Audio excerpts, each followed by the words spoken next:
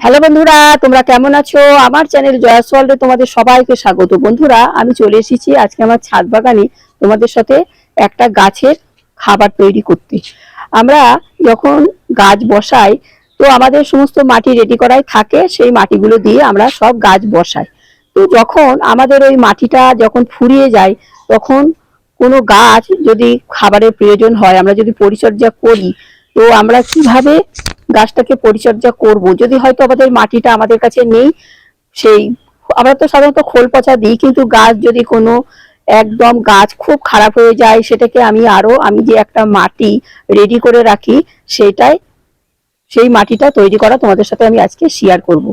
তো তাহলে চলো বেশি দেরি না করে আমি কিভাবে সেই মাটিটা তৈরি করি, তৎক্ষণাৎ 2-3 দিনের ভিতরে সেই মাটিটা তৈরি করে আমি কিভাবে গাছে বসাতেও পারি, আর গাছের গোড়ায় দিয়েও আমি গাছগুলো, যেগুলো পুরনো গাছ, যেগুলো আমি কিছুদিন আগে একটা বেগুন গাছের ভিডিও ছেড়েছি, তোমরা দেখেছো, বিভিন্ন ধরনের গাছ আমি করি, আর তোমরা দেখেছো হয়তো সেই গাছগুলো আমার মাটিগুলো রেডি করা থাকে, তো সেই মাটিগুলো দিই। কিন্তু এটা আমি আর একটা মাটি আমি তৈরি করছি আর কি, করে রেখেছি, এবং একটা গাছ আমি শসা গাছ আমি পরিচর্যা করেছি। পরবর্তী ভিডিওতে আমি সেই শসা গাছটা তোমাদের দেখাবো। আমার সেই মাটিটা দিয়ে আমার একদম পুরনো মৃত প্রায় সেই শসা গাছটা কেমন হয়েছে এবং কেমন শসা হয়েছে সেটা পরবর্তীতে আমি তোমাদের দেখাবো। এখন আমি তোমাদের দেখাবো যে আমার সেই কিভাবে আমি ওই মাটিটা রেডি করব। তো করে রেখে দেবো, আর 2-3 দিন পরে আমি সেই মাটিটা গাছে আমি দিতে পারবো। গাছেই হোক আর গাছ। বন্ধুরা, ওই মাটিটা তৈরি করার জন্য আমি নিয়ে নিয়েছি এক বালতি ছোট বালতির 1 বালতি মাটি ফ্রেশ, এতে কোনো কিছু নেই, শুধু 1 বালতি মাটি। আর নিয়ে নিচ্ছি কিছু খোল পচার জল। এই খোল পচার জলটা আমি কতটা দেব দেখো। আর এই মাটিটা, আর খোল তো একদম আমার 7-8 দিন পচা, এই খোলের জলটা মানে একটু গাঢ় গাঢ় আর কি, আমি মাটির ভিতরে মিক্স করে আমি রোদ্দুরে 2 দিন শুকিয়ে নেব। শুকিয়ে নেওয়ার পরে আমি স্টোর করে রাখবো। তারপরে বিভিন্ন গাছপালা বসাবো, গাছের গোড়ায় দেবো, গাছ পরিচর্যা করব। এভাবে আমি করি। তাতে দেখো কত সুন্দর সুন্দর তোমরা তো দেখো আমি মাঝে মাঝে কত সবজি তুলি, তোমাদের সাথে শেয়ার করি।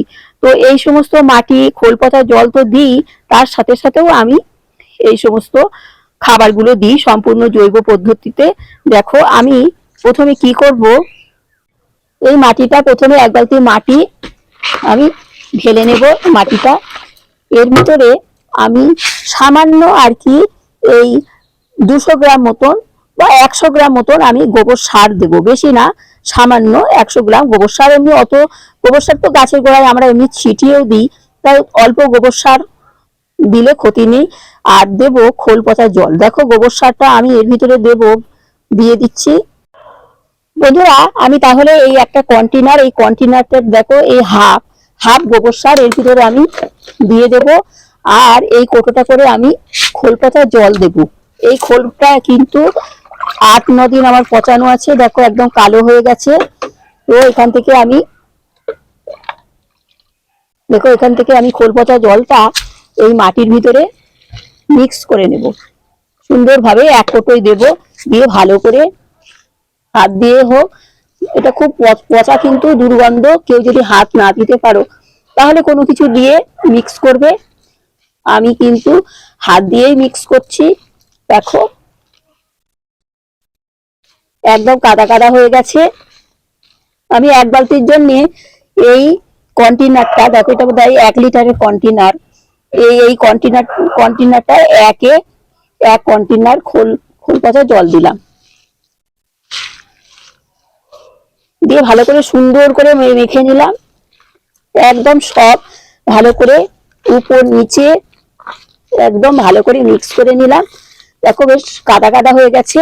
এইবারে আমাকে করতে হবে, এই মাটিটাকে আমি 2-3 দিন রোদ্দুরে শুকিয়ে নেব। করছে এখানে প্রচন্ড প্রচন্ড দুর্গন্ধ, বলার মতন না, এতই দুর্গন্ধ। তো যাই হোক, গাছের খাবারের জন্য আমাদের তো এটুকু কষ্ট করতেই হবে, গন্ধই হোক আর যাই হোক। তো আমি সমস্ত মাটিটা আমি তাহলে রেডি করে ফেলেছি।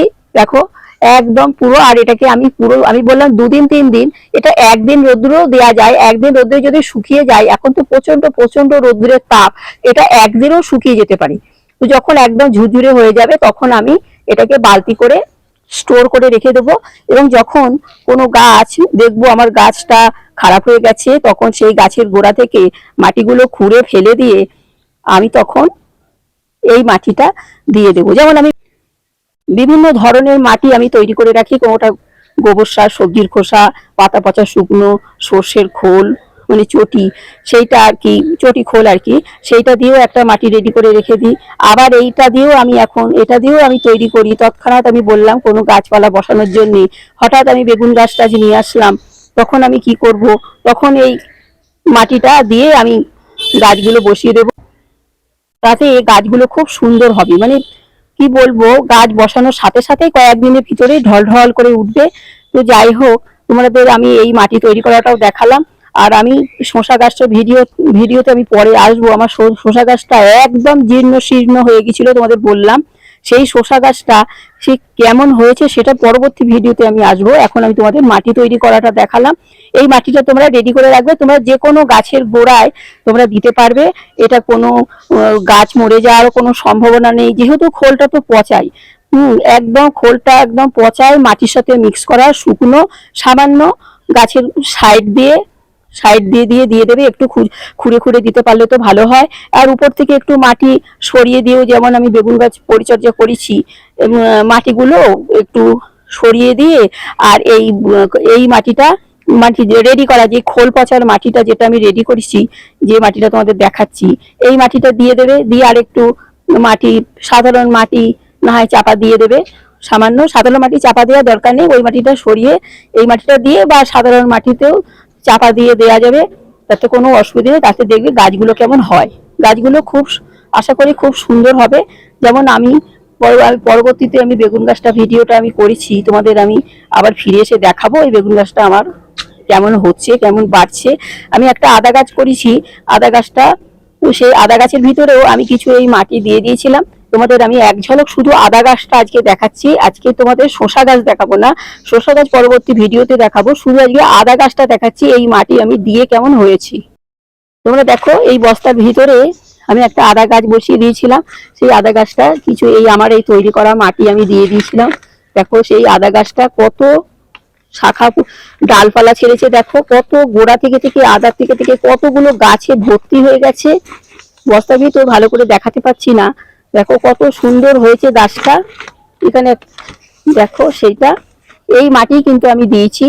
যাই হোক, তোমাদের আমি এর সাথে সাথে একটু আদা গাছটা দেখিয়ে দিলাম, এই মাটি দিয়ে এরকম হয়েছে। আরো বললাম পরবর্তীতে আমি এসে দেখাবো এই মাটি দিয়ে কোন কোন গাছ কেমন কেমন আমার হয়েছে।